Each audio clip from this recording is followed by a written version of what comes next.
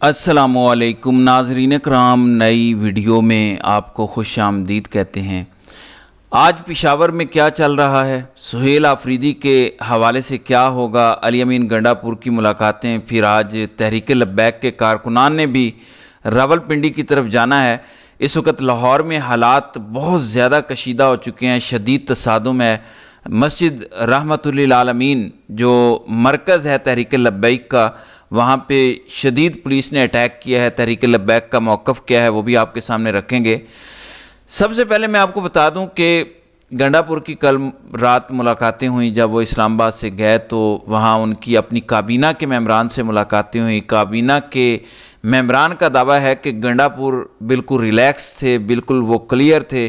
उन्होंने कहा कि उनको कुछ दोस्तों ने ये मशवरा दिया कि आप खान से आज जाके अडियाला मिलें, बात करें। तो उन्होंने कहा कि नहीं, अब इमरान खान ने क्योंकि फ़ैसला कर लिया है मुझे हटाने का, तो मैं अब उनको मिलने नहीं जाऊंगा। इसके अलावा गंडापुर का एक ऑडियो पैगाम भी सामने आया है।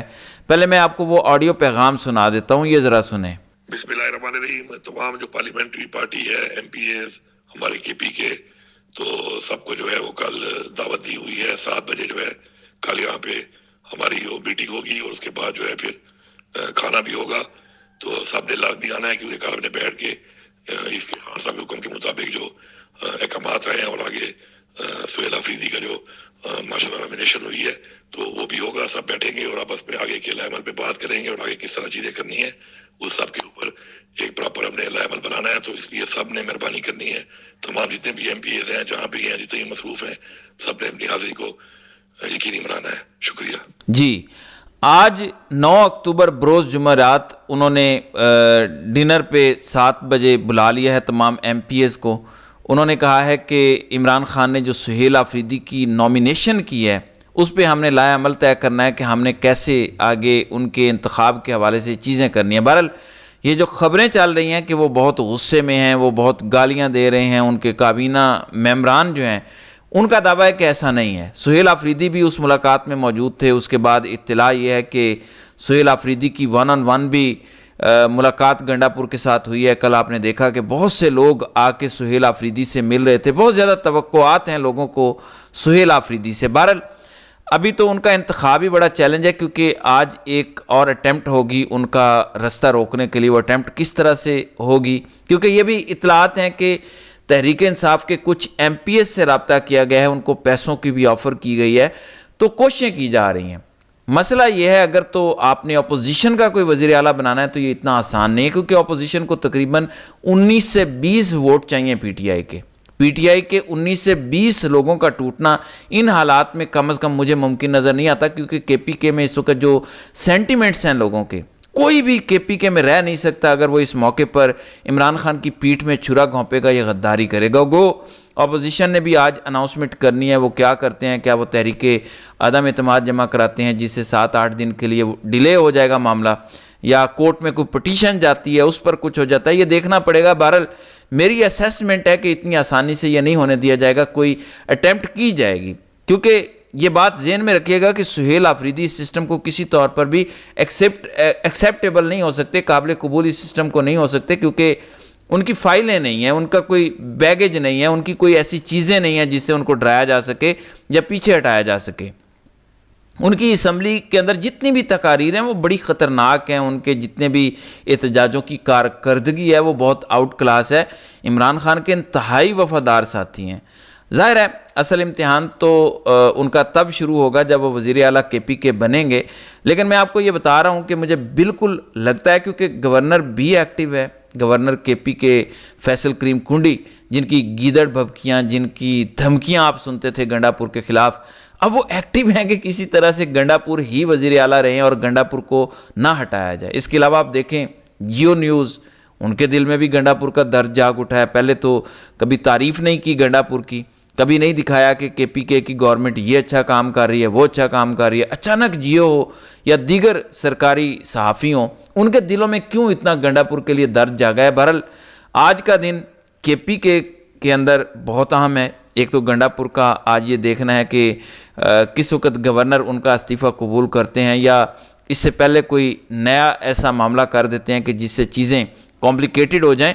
आज बाकी इस बात पे भी सोच विचार होगी कि कैसे सुहेल आफरीदी पर किसी अदालत में केस चला के कुछ किया जाए, क्योंकि इतना आसान नहीं है उनको कोई केस ट्रायल के अंदर उनका नहीं है कि आप उनको डी सीट कर दें। मतलब आप देखें कितनी फजूल बकवास है कि उन पर तो NCIA का एक केस जनवरी से पेंडिंग है। अच्छा, जनवरी से पेंडिंग है तो आज तक हमने तो नहीं सुना फिर ये कि वो मंशियात का काम करते हैं।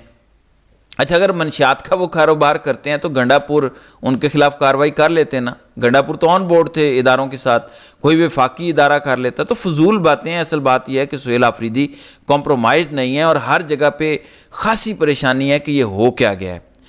दूसरी जानिब नाज़रीन इकराम, TLP ने जुमे के दिन एक ऐलान कर रखा है कि फैज़ाबाद से अमरीकी एम्बेसी तक वो मार्च करेंगे, वो गासिब रियासत के खिलाफ एहतजाज करेंगे। लेकिन तहरीक लब्बैक के कल रात मरकज़ पर पुलिस ने धावा बोला और साद रिजवी जो तहरीक लब्बैक के सरबराह हैं उनको गिरफ्तार करने के लिए वहाँ पे तसादुम हुआ और पुलिस ने बहुत सख्त अटैक किया तहरीक लब्बैक के कारकुनान पर। जो वीडियोज़ आ रही हैं वो बड़ी तकलीफ दें हैं। सोशल मीडिया पर दावे किए जा रहे हैं कि 4 कारकुनान शहीद हुए हैं, लेकिन तहरीक लब्बैक ने जो ऑफिशियल इस वक्त तक स्टेटमेंट जारी किया उसमें एक कारकुन के हवाले से उन्होंने तस्दीक किया। लेकिन सोशल मीडिया पर तहरीक लब्बैक के 4 साथियों की शहादत का दावा हो रहा है, लेकिन ज़ख्मी बहुत ज़्यादा हैं। बहुत तकलीफ दे मनाजिर हैं जो उनके मरकज़ मस्जिद रहमतुल्लिल आलमीन से आ रहे हैं।